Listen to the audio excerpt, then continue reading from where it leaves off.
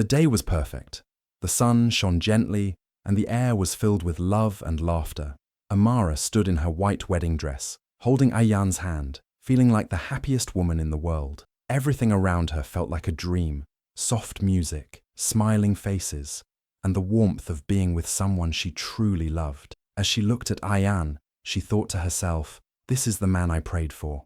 He was charming, always kind, and knew how to make her feel special. He would surprise her with flowers, write her sweet notes, and always listened when she spoke. Her heart felt full. After the ceremony, they said goodbye to their guests and boarded a flight to a beautiful island for their honeymoon. Amara had never been anywhere so magical. The blue ocean stretched for miles, and the white sand felt soft beneath her feet. Their villa was like something from a movie, with a private pool, candlelit dinners, and fresh flowers everywhere. Ayan held her hand and smiled, saying he couldn't believe how lucky he was. Amara smiled back, thinking the same. They walked on the beach, watched the sunset together, and laughed like best friends. Every moment felt like a fairy tale. Amara felt safe, loved, and excited for the life ahead. She had found her dream man, and now they were starting a new life as husband and wife in the most beautiful place she had ever seen. Everything felt perfect, and in that moment she believed nothing could ever go wrong. When Amara and Ayan arrived at the luxurious resort, it was everything they had imagined and more. The staff greeted them with fresh tropical drinks, and a friendly guide led them to their private villa. The villa was stunning, with its high ceilings, a large bed, and windows that opened up to a breathtaking view of the ocean. It felt like paradise. Amara was excited, ready to enjoy the romantic getaway with her new husband. However, as they settled in, Amara noticed something strange.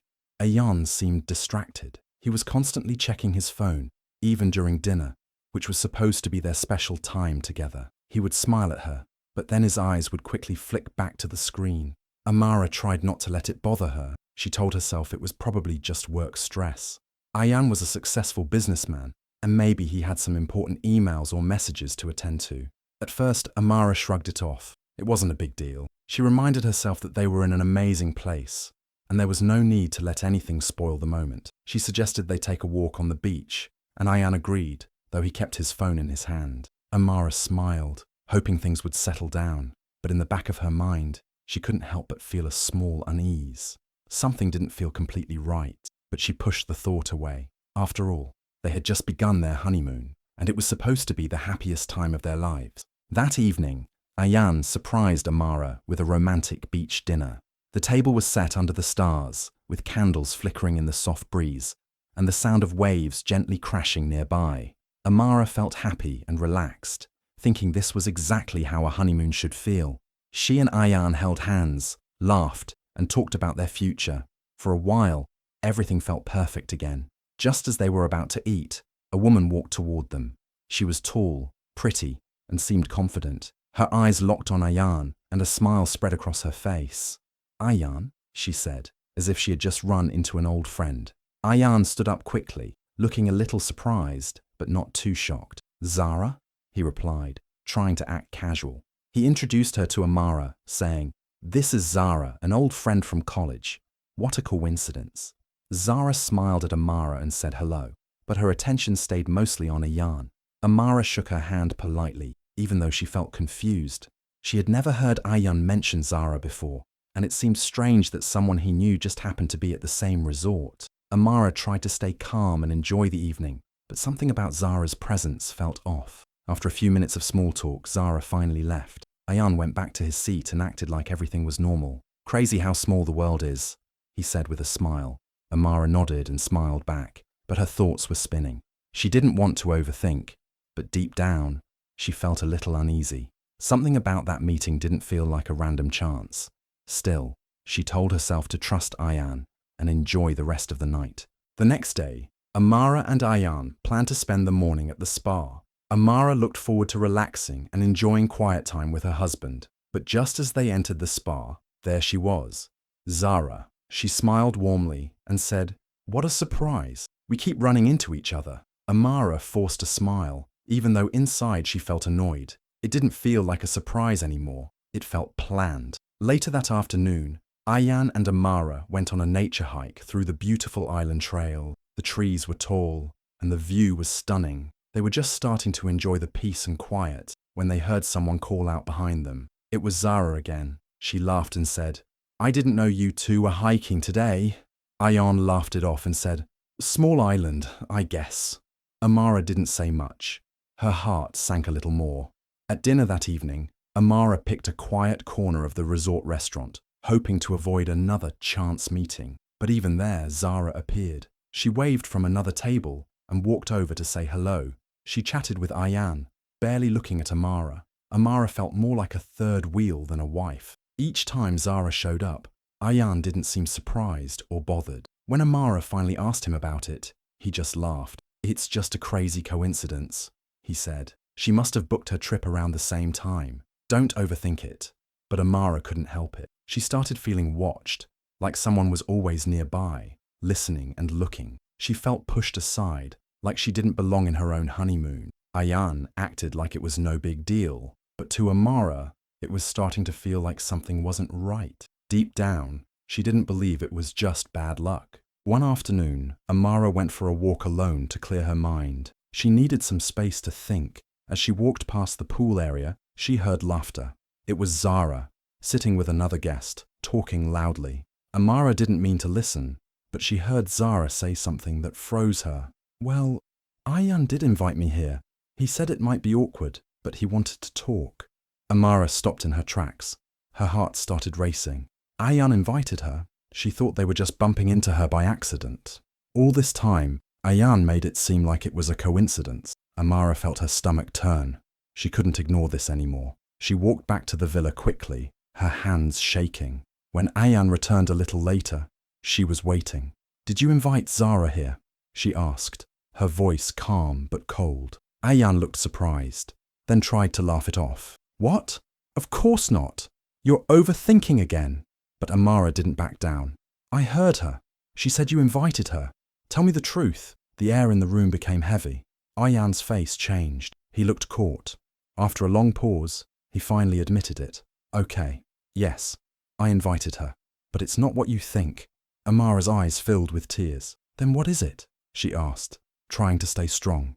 Ayan looked guilty. "We were close once. I just thought maybe seeing her one last time would bring closure. We're still friends, that's all. I didn't think it would matter." Amara was shocked. "You invited your ex to our honeymoon and lied to me." Her voice rose. The argument grew intense. She felt betrayed and disrespected. Ayan tried to explain, but nothing made sense to her. He had broken her trust. This was supposed to be their special time together, not a reunion with his past. Amara knew things couldn't go back to how they were. The truth had changed everything.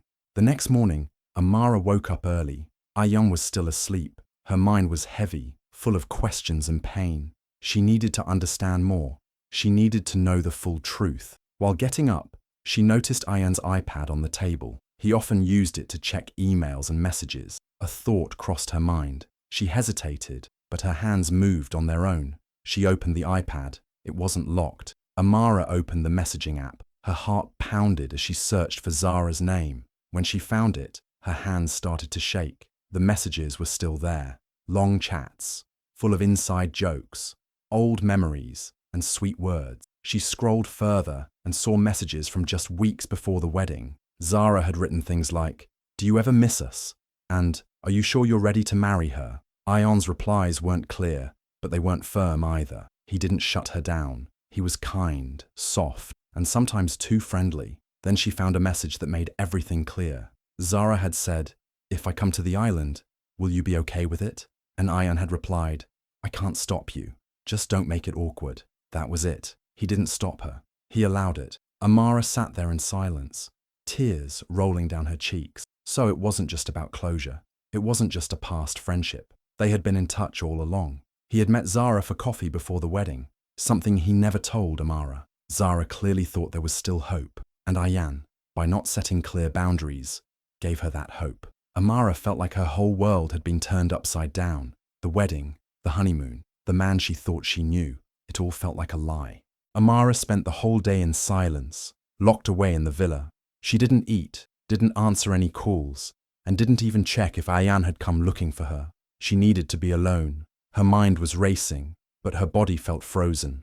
She sat curled up on the sofa, staring blankly at the floor, unable to cry anymore. Everything around her felt fake now. The flowers, the ocean view, the soft music playing outside. The magic was gone. She replayed the last few days in her head, over and over again. The way Ayan smiled at Zara, the way he brushed off her questions, how he always had a reasonable excuse. But now she knew the truth. He had invited his ex to their honeymoon. He had been talking to her behind Amara's back, and he never told her. Not before the wedding, not after. Amara felt like a fool. She had trusted him with her heart, her future, and now all she could feel was shame and anger. She also thought about the red flags she had ignored before the wedding, how Ayan sometimes changed the topic when she asked about his past, how he avoided serious conversations and often made her feel like she was being too dramatic. There were moments when her gut told her something wasn't right, but she pushed those feelings away. She believed love meant trusting someone completely. Now she realized love also meant trusting herself. As the sky outside turned dark, Amara lit a candle and pulled out a notebook from her bag. She needed to do something, anything, to make sense of her pain. So she began writing a letter, not to Ayan, but to herself. The first words were shaky, but honest.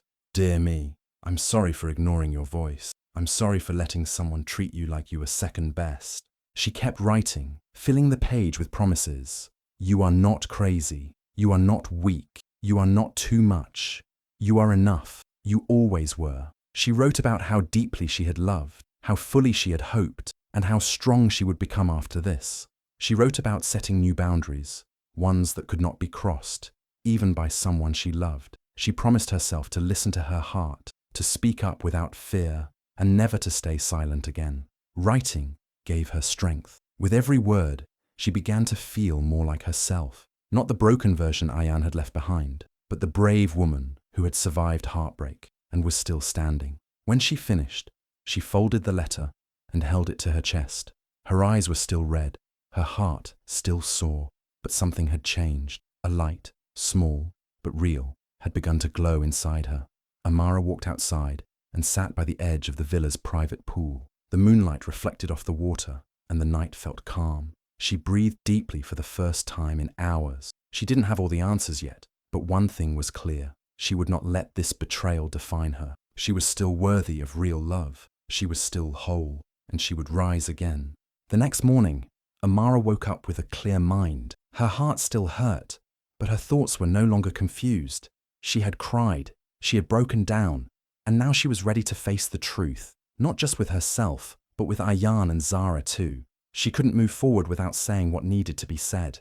She wanted to look them both in the eye and let them know how deeply they had hurt her. It was time for answers. It was time for closure, on her terms. Amara sent a short message to Ayan and asked him to meet her at the outdoor lounge area of the resort. She told him to bring Zara with him. She didn't explain why. She just said it was important. Ayan replied quickly, sounding nervous but agreeing. Later that day, as the sun began to set, Amara waited at the lounge. The sky was painted in soft orange and pink. A cool breeze passed through the palm trees. She sat calmly, holding her letter to herself in her bag, just as a reminder of her strength. Soon, Ayan arrived with Zara beside him. Both looked unsure, maybe even a little afraid. Amara stood up and nodded. "Thank you for coming," she said in a calm, steady voice. She looked at Ayan, then at Zara. "I know everything now. I know you were both talking before the wedding. I read the messages. I know, Zara, that you didn't just show up here by chance. You asked if you could come, and Ayan didn't stop you." Zara looked surprised, her face turning pale. Ayan opened his mouth to speak, but Amara held up her hand. "Please, let me finish." She continued, "This was supposed to be my honeymoon, my first days as a wife. Instead, I've spent it feeling confused, hurt, and ignored. Ayan, you lied to me. You made me feel like I was imagining things, like I was being dramatic. And Zara, you knew he was getting married. You knew about me, but you came anyway, hoping for something more." Zara's eyes filled with guilt. "I didn't know he still cared about me like that," she said softly. "I thought maybe—" Amara stopped her with a look. "You thought wrong, and Ayan let you think that. But now you both need to know. I am not someone who will stay quiet while being disrespected. Ayan finally spoke, his voice shaky. Amara, I'm sorry. I messed up. I didn't mean to hurt you. I just didn't know how to say goodbye to Zara properly. I didn't want drama. Amara looked at him, feeling nothing but sadness. You caused more drama by hiding the truth. I was your bride, your partner. You should have protected me, not her. You don't get to ask for forgiveness just because you regret it now. Zara looked at Ayan, her expression changing. You told me you weren't sure about marrying her. That's why I came. Amara's eyes widened. You told her that? She asked. Ayan looked down. I was confused, he muttered. Zara stood up slowly, now embarrassed, and clearly realizing she had been used too. I see now, she said. He played us both. Without another word, she walked away, her heels clicking sharply against the floor. Amara turned back to Ayan. I don't hate you, she said, but I don't trust you anymore, and love without trust is nothing. She stood up, calm and strong. Goodbye, Ayan. Without waiting for a reply, she walked away. Her heart was broken, but her head was high. She had spoken her truth. She had faced them both with grace. And now, she was finally free. The next morning, Amara woke up early. The resort was quiet, the sky still a soft grey before sunrise. She sat on the edge of the bed for a few minutes, staring out at the sea. Everything that had happened in the past few days played in her mind again. But this time, she didn't cry. She didn't feel confused or angry. She just felt clear. She knew what she had to do. She started packing her things slowly. One by one, she folded her clothes and placed them back in her suitcase. She looked around the room, at the flowers Ayan had ordered, the gifts, and the honeymoon brochure still sitting on the table. Everything had once felt magical. Now it felt empty. She didn't take anything that didn't belong to her. She didn't leave a note. There was nothing left to say. Ayan wasn't in the room. He had gone out earlier, probably to give her space after the confrontation. Amara didn't care. She wasn't running away, and she wasn't waiting for him to return. This goodbye didn't need drama or tears. She wasn't going to beg for love or fight for something that wasn't real. She had given everything she could. Now, she was choosing herself. After packing, she called the front desk and asked if there was another villa available, something quiet, something just for one. They gave her a private bungalow near the beach, far from the one she had shared with Ayan. She booked it right away. She checked out of the room without looking back. A staff member helped carry her bags. No one asked questions. The walk to the new villa was peaceful. The air was warm, and the sound of the ocean felt soothing. When she reached her new place, she stepped inside and took a deep breath. It was smaller, simpler, but perfect for her. It felt like a fresh start. That evening, Amara sat on the porch of the villa, sipping tea and watching the sunset. She was still on the same island, but everything felt different. She was no longer here as a heartbroken bride. She was here as a woman who had faced pain, spoken her truth, and chosen peace. She decided to spend the rest of the honeymoon on her own terms. She booked a massage, signed up for a painting class, and took long walks along the beach. Slowly, the sadness inside her began to feel lighter. She didn't need anyone else to make her feel complete. For the first time in days, she smiled, not because of anyone else, but because she was proud of herself. She had walked away from someone she loved because she loved herself more. And that goodbye, quiet and strong, was the beginning of something new. Amara stood at the airport gate, watching the island slowly disappear from view. The past few days had changed her life. She had arrived here as a newlywed, full of dreams, and was now leaving alone, stronger than she had ever been. The pain was still there, but it no longer controlled her. She had faced the truth, spoken her heart, and walked away with her head held high. That, to her, was strength. When she reached home, everything felt quiet but peaceful. Her apartment was just how she had left it before the wedding. There were no flowers, no decorations, no signs of celebration. But Amara didn't feel sad. She felt safe. She unpacked slowly, putting things back in place, not just in her home, but in her life. The next morning, she visited a lawyer and filed for an annulment. It was quick and simple. There were no arguments, no back and forth. Ayan didn't even try to stop her. She guessed he already knew what he had lost. For Amara, it wasn't just the end of a marriage. It was the start of a new chapter, a chapter that would be written by her, for her. Over the next few weeks, Amara spent time healing. She read books, took long walks, and reconnected with old friends. She journaled every day, and often read the letter she had written to herself during her breakdown. That letter had become her guide, her reminder that she was strong, worthy, and enough. She set new boundaries and promised herself she would never let anyone cross them again. She had learned so much. She learned that love is not just about romance and sweet words. It's about honesty, trust, and respect. She learned that ignoring her inner voice leads to pain. Most of all, she learned that self-love isn't selfish. It's necessary. One morning, Amara went to the beach near her home. The sun was rising and the waves moved gently against the shore. She wore a white dress, light and free, with her hair flowing in the wind. As she walked barefoot on the sand, she smiled, truly smiled. Not because someone loved her, but because she loved herself. She was not broken anymore. She was not angry or lost. She was free, free to start again, free to love herself first, free to choose better next time. And that freedom, earned through pain and truth, was the most beautiful gift she had ever given herself.